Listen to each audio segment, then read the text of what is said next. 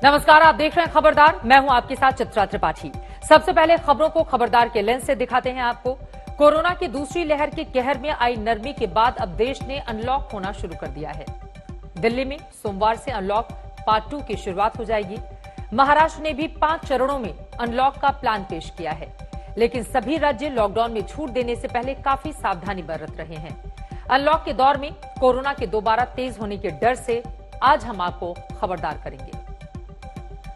आज ट्विटर ने फिर एक बार ऐसी हरकत कर दी जिसके बाद भारत में उसकी मंशा पर सवाल उठ गए। आज ट्विटर ने उपराष्ट्रपति वेंकैया नायडू और संघ प्रमुख मोहन भागवत समेत कई आरएसएस नेताओं के पर्सनल ट्विटर अकाउंट पर ब्लू टिक हटा दिया, जो अकाउंट के वेरीफाई होने का सबूत होता है। बाद में ट्विटर ने सभी अकाउंट पर वापस ब्लू टिक बहाल कर दिया, लेकिन ब्लू टिक के हटने से लेकर दोबारा लगने तक जो कुछ भी हुआ उसका विश्लेषण जरूरी है। आज विश्व पर्यावरण दिवस है, जिसकी शुरुआत 1972 में स्वीडन में हुई थी। आज हम आपको पूर्व प्रधानमंत्री इंदिरा गांधी का वो दुर्लभ भाषण दिखाएंगे जो उन्होंने पहले विश्व पर्यावरण दिवस पर दिया था। ये तमाम खबरें आप तक विस्तार से पहुंचाएंगे, लेकिन शुरुआत देश में कोरोना संक्रमण की रफ्तार पर ब्रेक लगता हुआ दिखाई दे रहा है। पिछले 58 दिन में सबसे कम नए मामले सामने आए हैं। बीते 24 घंटे में 1,20,000 नए मामले दर्ज किए गए हैं, जो करीब 2 महीने में अब तक एक दिन में सबसे कम नए केस हैं। हालांकि मरने वालों की संख्या में फिर से इजाफा हुआ है। पिछले 24 घंटे में 3300 से अधिक कोरोना मरीजों ने दम तोड़ा है। यही वजह है कि सरकारें अनलॉक की प्रक्रिया को धीरे धीरे जमीन पर उतार रही हैं। आज दिल्ली के मुख्यमंत्री अरविंद केजरीवाल ने छूट के साथ लॉकडाउन की मियाद 14 जून तक बढ़ा दी। हालांकि सोमवार से दिल्ली में लोगों की जिंदगी को पटरी में लाने के लिए बड़ी रियायतों का भी ऐलान हुआ है। बाजार और दफ्तरों समेत कई क्षेत्रों में अब छूट दी जा रही है। इस रिपोर्ट में अब दिल्ली के नई गाइडलाइंस को बारीकी से समझेंगे।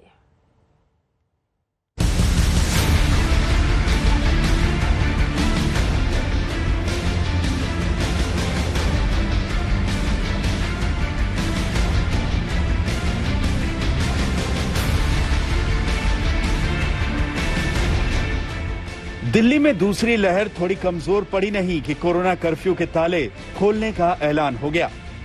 तय किया गया कि इस बार दिल्ली में लॉकडाउन रियायतों वाला लॉकडाउन होगा। कह सकते हैं चोट खाया प्रशासनिक तंत्र और सरकार फूंक फूंक कर कदम रख रहे हैं। दिल्ली में लॉकडाउन एक हफ्ते के लिए यानी 14 जून की सुबह 5 बजे तक जरूर बढ़ाया गया है, लेकिन इसके साथ अनलॉक की धीमी शुरुआत भी हो गई है। दिल्ली सरकार ने फैसला लिया है कि 7 जून से ऑड इवन की तर्ज पर दुकानें और मॉल खोले जाएंगे। यानी ऑड तारीख 3, 5, 7 और 9 के दिन ऑड नंबर की दुकानें खुलेंगी और इवन तारीख यानी 2, 4, 6 के दिन इवन नंबर की दुकानें खोली जाएंगी। दुकानें खोलने का समय सुबह 10 बजे से रात 8 बजे तक होगा। जरूरी सेवाओं से जुड़ी दुकानें हर दिन खुलेंगी। एक तो जितने बाजार हैं, मॉल्स हैं, उनको खोला जा रहा है ऑड इवन के बेसिस पे कि आधी दुकानें एक दिन खुलेंगी, आधी दुकानें दूसरे दिन खुलेंगी, आधी दुकानें एक दिन, आधी दुकानें दूसरे दिन। 10 बजे से सुबह 10 बजे से शाम को 8 बजे तक दुकान नंबर के हिसाब से, ऑड इवन के हिसाब से दुकानें खोली जाएंगी। कोरोना से बचना है और अर्थव्यवस्था को पटरी पर भी लाना है। ऐसे में केजरीवाल सरकार ने लोगों को उनके काम पर वापस लौटने का रोड मैप भी तैयार किया है।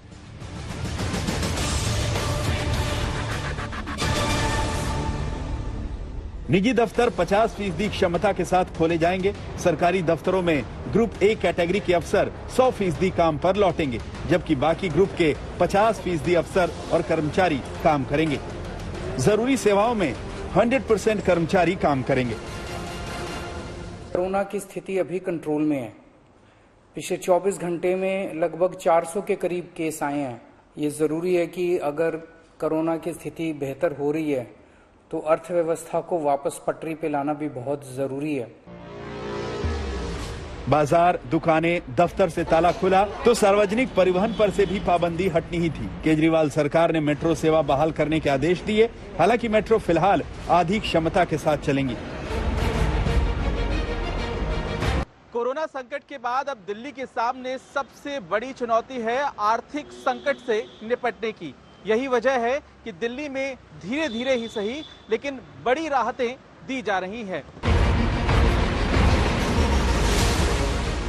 ज्यादा दिन नहीं हुए, सिर्फ 3 सप्ताह पुरानी बात है, देश की राजधानी में प्रलय जैसे हालात थे। लेकिन अब कोरोना की दूसरी लहर दिल्ली में काफी संभलती दिख रही है। आंकड़ों पर नजर डालिए।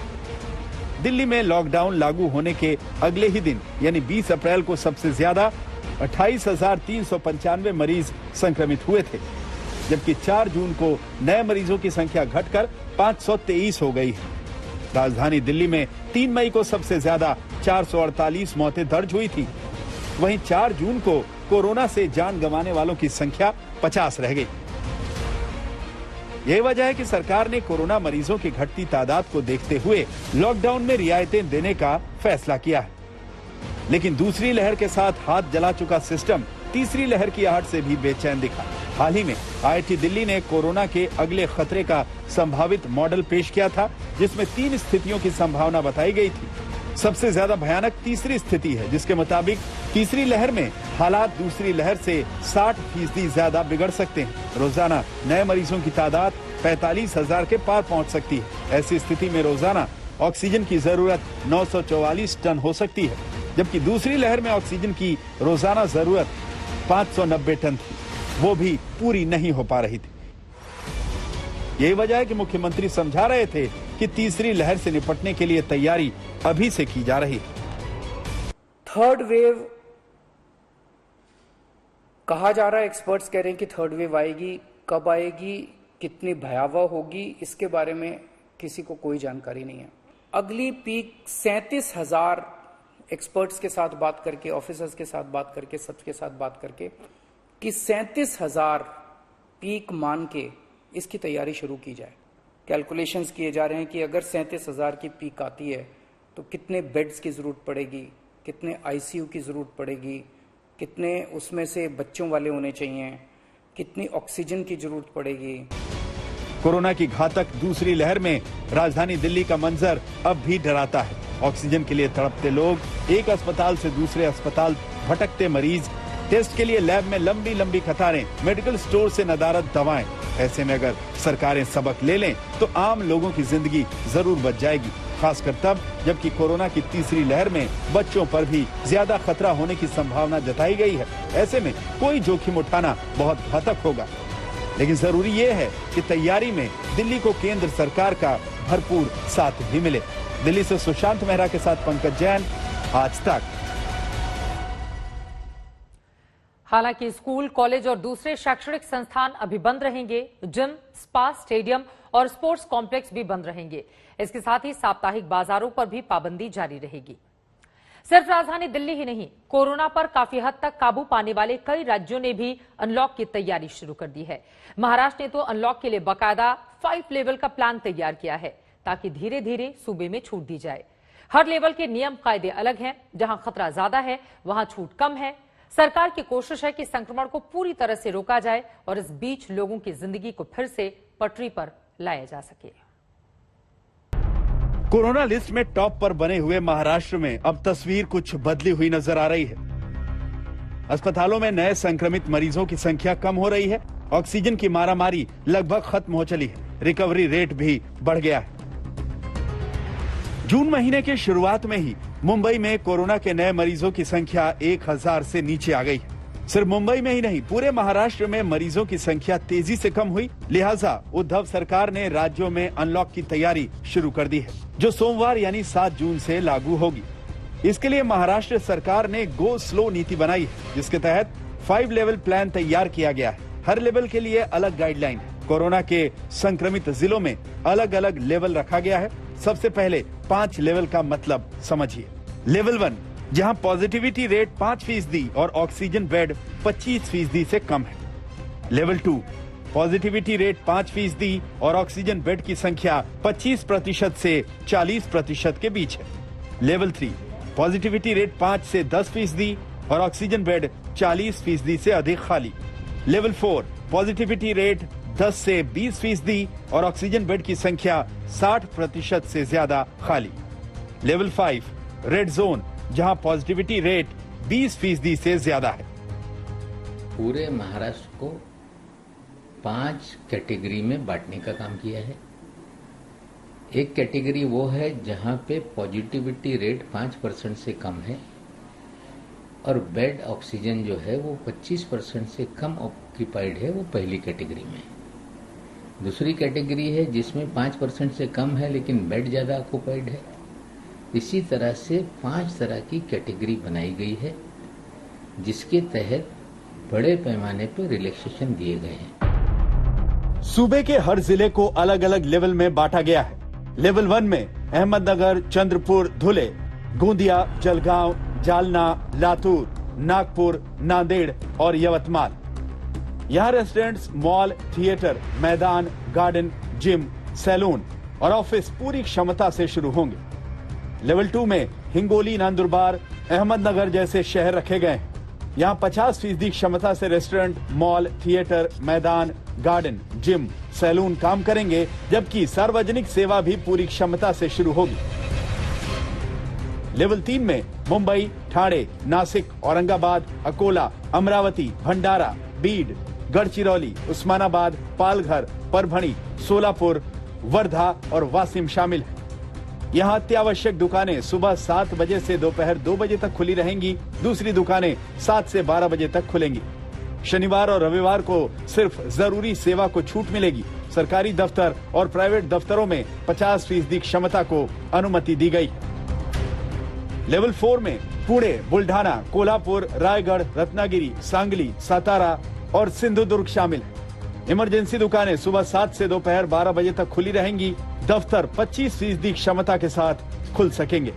जबकि आखिरी यानी 5वें लेवल के इलाकों में सख्ती पहले की तरह बनी रहेगी। यहाँ बिना ई पास के कोई घर से निकल नहीं पाएगा। साथ ही जरूरी सामानों की दुकानें सिर्फ वीकेंड पर खुलेंगी। ये जो लेवल्स हैं ये अवेलेबिलिटी ऑफ ऑक्सीजन बेड और पॉजिटिविटी रेट पर डिसाइड किया जाएगा। लेवल हफ्ते में असेस किया जाएगा और बदल भी सकता है। लेवल 1 में जो सिटीज या डिस्ट्रिक्ट होंगे उनमें सबसे ज्यादा छूट होगी। वहीं पर जो लेवल 5 में डिस्ट्रिक्ट होंगे, सिटीज होंगे, उनमें लॉकडाउन की तरह रिस्ट्रिक्शंस होंगे। ये फैसला तब लिया गया है कि जहां पे केसेस बढ़ते हैं वहां पर जल्द से जल्द कंट्रोल किया जाए, ऐसा एक प्लान डिवाइस किया गया है।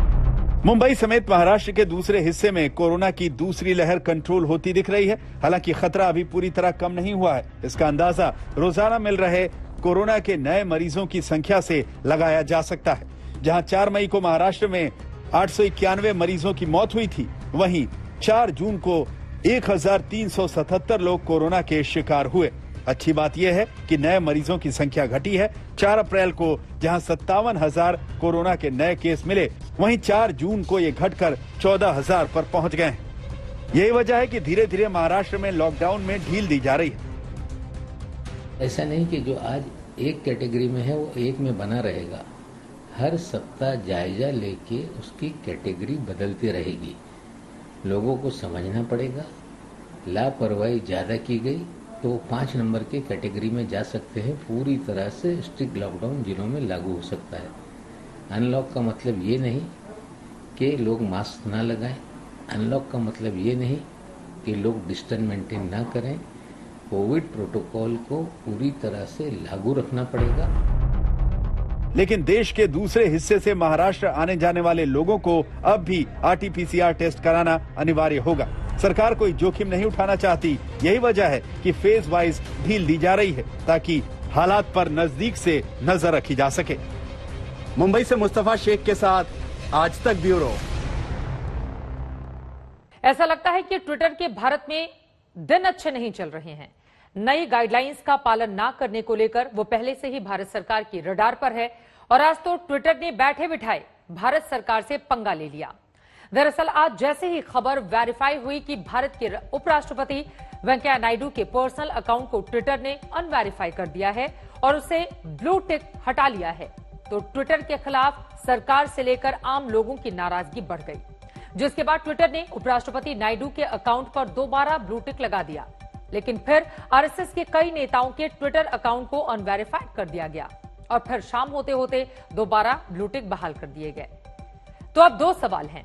पहला ये कि ट्विटर ने ब्लू टिक हटाए ही क्यों, और दूसरा ये कि हटा दिए तो फिर दोबारा क्यों लगाए।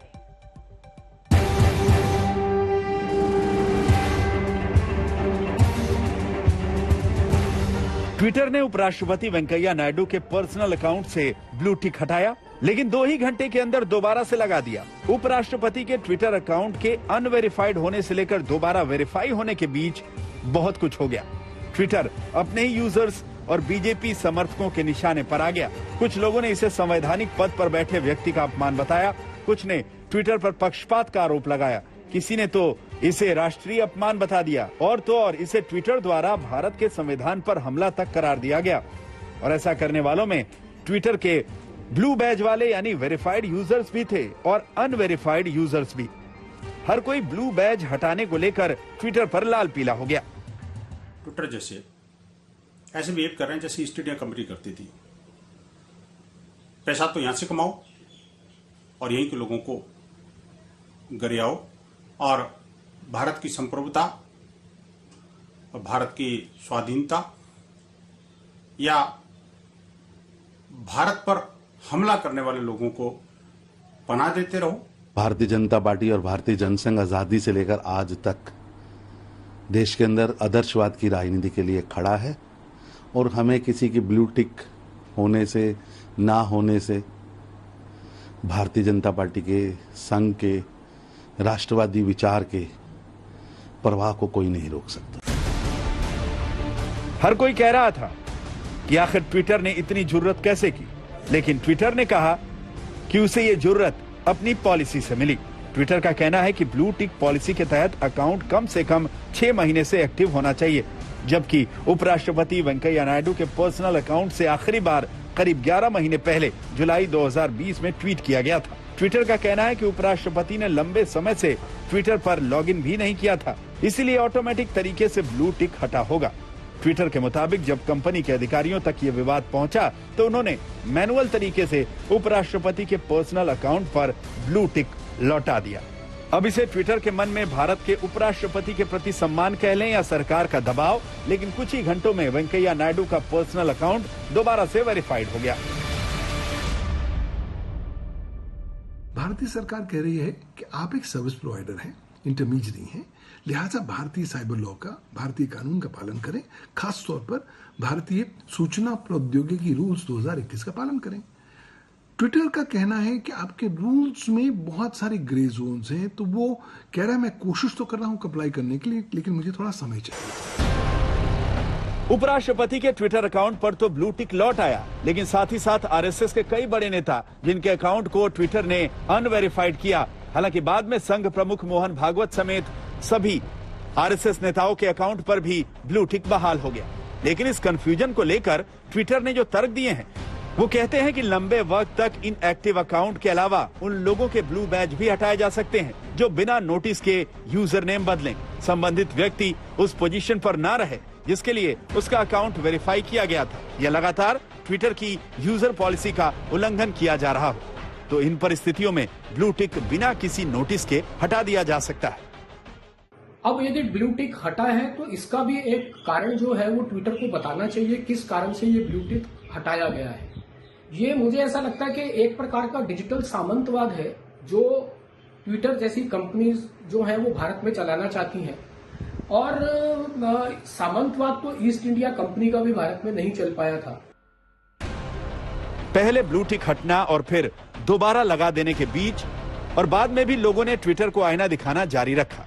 लोग स्वर्गीय सुषमा स्वराज, स्वर्गीय आनंद पटेल, स्वर्गीय अरुण जेटली, स्वर्गीय ऋषि कपूर जैसे लोगों के ट्विटर अकाउंट ट्वीट करने लगे जिनकी या तो मृत्यु हो गई है या अब वो उस पद पर नहीं है, लेकिन उनके अकाउंट पर अभी भी ब्लू टिक लगा हुआ है। लोगों ने ब्लू टिक वाले ऐसे ट्विटर अकाउंट भी ट्वीट किए जो कई सालों से इनएक्टिव है। ब्लू टिक का मतलब है आपने संतुष्ट अपने आप को कर लिया एक सर्विस प्रोवाइडर होने के नाते कि ये अकाउंट जेन्युइन है। तो फिर जब तक आपके पास कोई ऐसी विश्वसनीय जानकारी नहीं आती जो शो कर सके कि आपके सामने जानकारी गलत दी गई थी, तब तक आप ब्लू टिक को नहीं हटा सकते। वैसे ट्विटर के एक्शन पर शक इसलिए भी जा सकता है क्योंकि नई सोशल मीडिया गाइडलाइन को लेकर उसकी भारत सरकार से तनातनी चल रही है। ट्विटर ने अभी तक नई गाइडलाइंस पर अमल नहीं किया है। इससे पहले कथित टूल किट मामले में दिल्ली पुलिस ने ट्विटर इंडिया के दफ्तरों पर भी छापे मारे थे। आईटी मंत्रालय ने उपराष्ट्रपति के अकाउंट से ब्लू टिक को लेकर नाराजगी जताई। और इस मामले में ट्विटर की दलीलों को भी सरकार ने खारिज कर दिया है।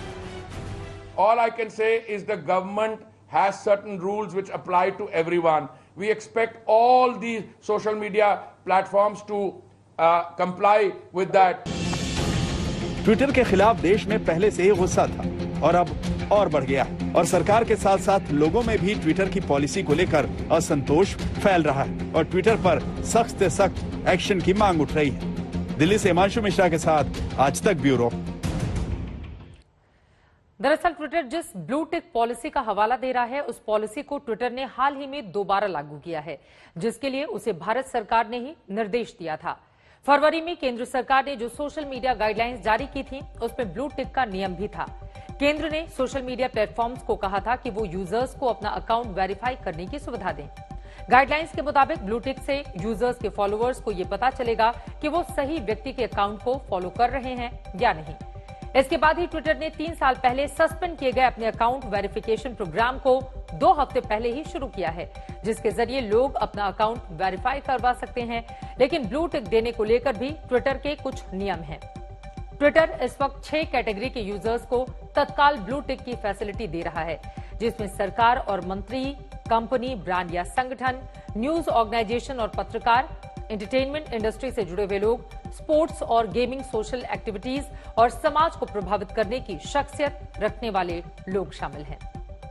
इसके पहले ट्विटर ने कुछ खामियों की वजह से साल 2017 में ब्लू टिक देना बंद कर दिया था।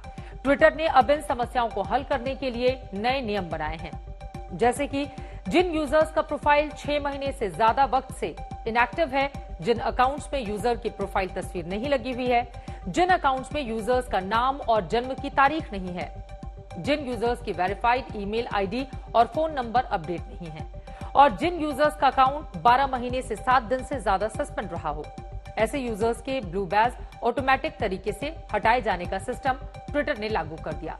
ट्विटर दावा कर रहा है कि उसने इसी पॉलिसी के तहत उपराष्ट्रपति और संघ के नेताओं के ट्विटर अकाउंट अनवेरीफाई किए। लेकिन अब कंफ्यूजन ये भी है कि कौन सी पॉलिसी के तहत ट्विटर ने अकाउंट्स पर ब्लू टिक बहाल कर दिए। उपराष्ट्रपति और आरएसएस नेताओं के ब्लू टिक ट्विटर ने भले ही लौटा दिए हों, लेकिन ट्विटर से भारत सरकार की नाराजगी अब और ज्यादा बढ़ गई है।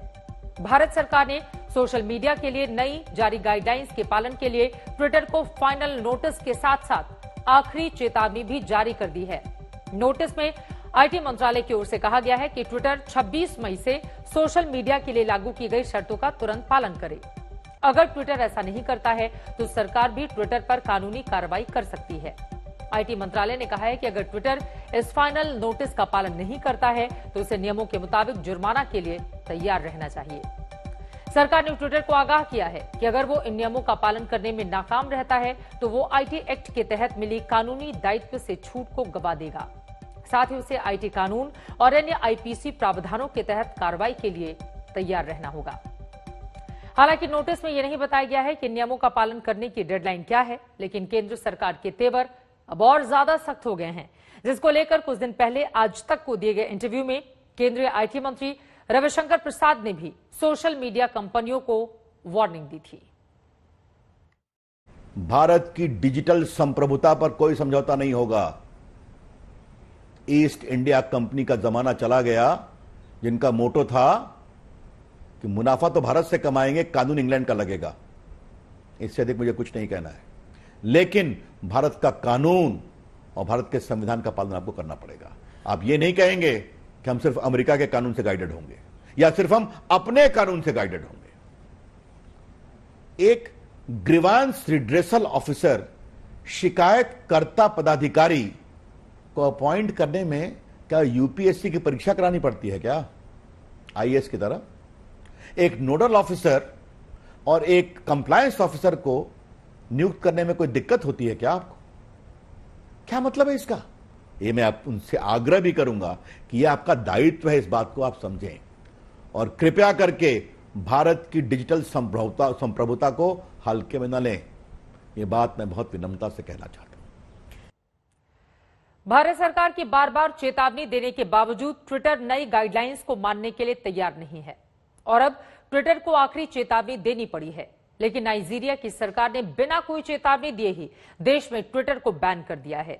और ये कोई पुरानी नहीं बल्कि कल यानी कि शुक्रवार की ही बात है। दरअसल नाइजीरिया में वहां के राष्ट्रपति मोहम्मद बुखारी ने एक ट्वीट में गृह युद्ध का जिक्र करते हुए विरोधियों पर निशाना साधा था और उन्हीं की भाषा में समझाए जाने की बात कही थी।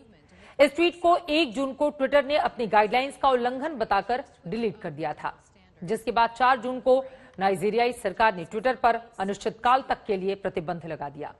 यानी ट्विटर की मनमानी सिर्फ भारत में ही नहीं चल रही बल्कि और भी देशों में ट्विटर की कार्यप्रणाली संदेह के घेरे में है। ट्विटर को बैन करने का ऐलान करते हुए नाइजीरिया के सूचना मंत्री लाई मोहम्मद ने भी ट्विटर पर वही आरोप लगाए हैं जो भारत में लग रहे हैं। जैसे नाइजीरिया में ट्विटर का मिशन बहुत संदिग्ध है। ट्विटर नाइजीरिया में अलगाववादियों का समर्थन करने के लिए एजेंडा चलाता है। नाइजीरियाई सरकार का आरोप है कि ट्विटर का इस्तेमाल उनके देश में कॉरपोरेट हितों को खतरा पहुंचाने के लिए किया जा रहा है। कुछ इसी तरह की हरकतों की वजह से भारत में भी ट्विटर को लेकर गुस्सा है।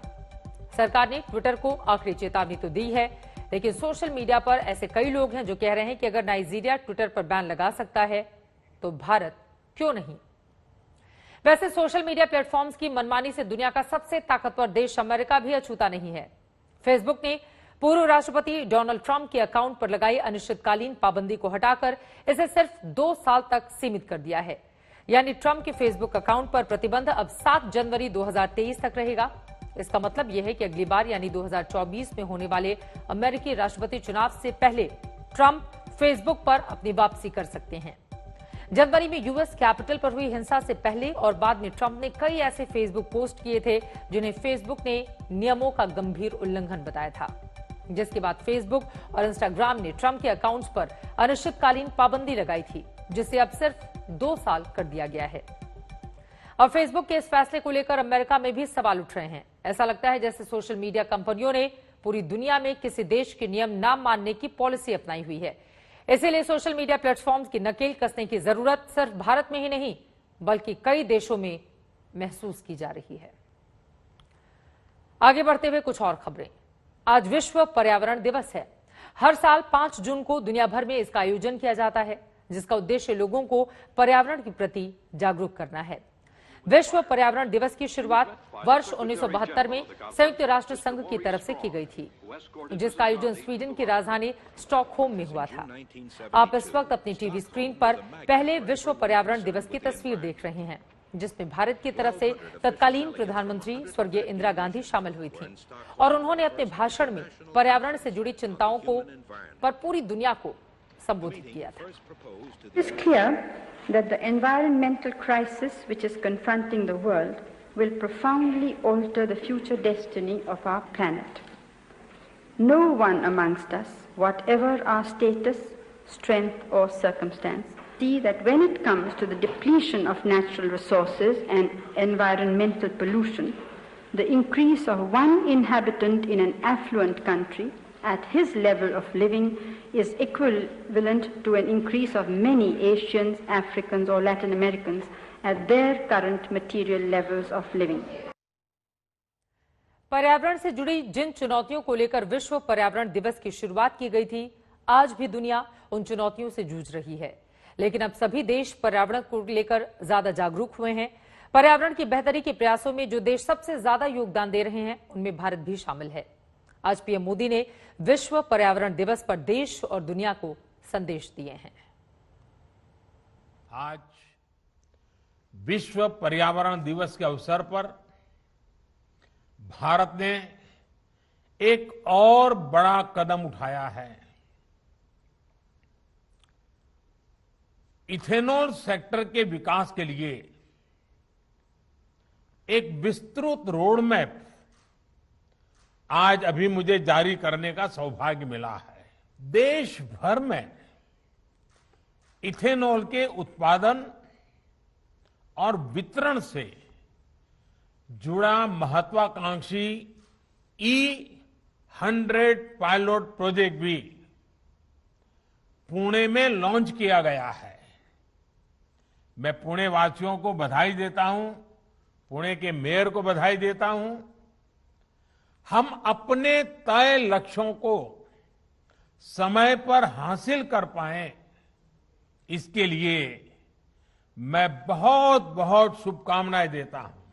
इथेनॉल पर फोकस से पर्यावरण के साथ ही एक बेहतर और बेहतर प्रभाव किसानों के जीवन पर भी पड़ रहा है।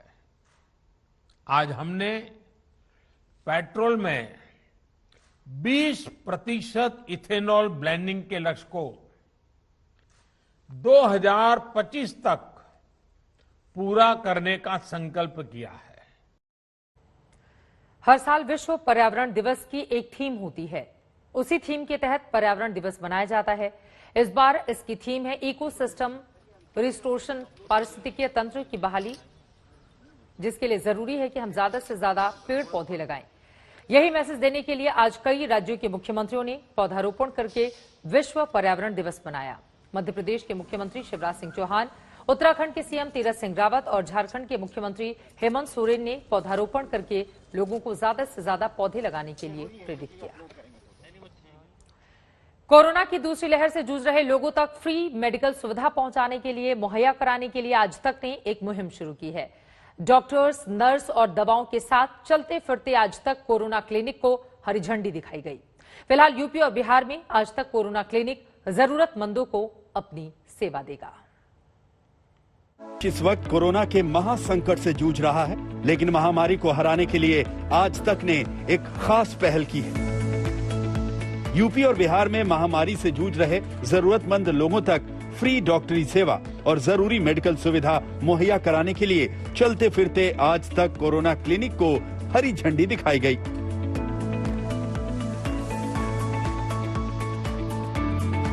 आज तक कोरोना क्लिनिक में डॉक्टर और दवाओं के साथ साथ रैपिड टेस्टिंग और ऑक्सीजन की भी सुविधा है। आज तक हमेशा अपने दर्शकों के लिए, अपने लोगों के लिए आवाज उठाता रहा है। हम चैनल के माध्यम से कोशिश करते हैं कि लोगों को सही खबरें मिले, तेजी से खबरें मिले, उनके सरोकार की खबरें मिले। अब हमारी कोशिश ये भी है कि इस समय, इस मुश्किल की घड़ी में लोगों के बीच जाके उनकी समस्याओं को देखें, उनके लिए कुछ हम कर पाएं।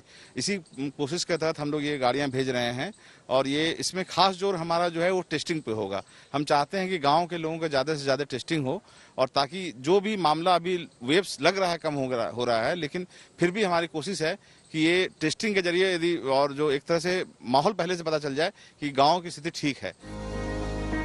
आज तक कोरोना क्लिनिक की ये मुहिम 1 महीने तक चलेगी, जिसमें हमारे मेडिकल पार्टनर हैं डॉक्टर्स फॉर यू। आज तक कोरोना क्लिनिक में डॉक्टरों के साथ नर्स भी मेडिकल सुविधा के लिए हर वक्त मौजूद हैं। ये जो सारी मोबाइल क्लिनिक बनाए गए हैं, इसमें डॉक्टर्स फॉर यू की तरफ से डॉक्टर्स और नर्सेज भी रहेंगे, और जैसे आपने दिखाया दवाइयां भी रहेंगी, और इनको प्राइमरी हेल्थ सेंटर के साथ कनेक्ट किया जाएगा। मकसद साफ है, कोरोना महामारी को हराने के लिए आज तक अपनी जिम्मेदारियों के प्रति दृढ़ संकल्प है। तमाम वो जरूरी सामान जो कि इस वक्त लोगों को जिसकी जरूरत है, कॉन्सेंट्रेटर्स भी हैं। हर एक गाड़ी में कम से कम 3 कॉन्सेंट्रेटर्स मिलेंगे, यानी कि हमारी ये जो मोबाइल क्लिनिक होगा वो जब गांव और शहर तक पहुंचेगा तो किसी तरह की परेशानी, अगर किसी को ऑक्सीजन संबंधी, दवाइयों संबंधी, यहाँ तक कि स्टाफ संबंधी भी आ रही है, तो हमारी नर्सेस तैयार हैं, हमारे डॉक्टर्स तैयार हैं। नवजोत रंधावा के साथ आज तक ब्यूरो। ममता बनर्जी ने आज टीएमसी में अपने भतीजे अभिषेक बनर्जी का पद और कद दोनों बढ़ा दिया। ममता ने अभिषेक को टीएमसी का महासचिव बनाया है और इस बहाने विरोधियों को बड़ा संदेश दिया है।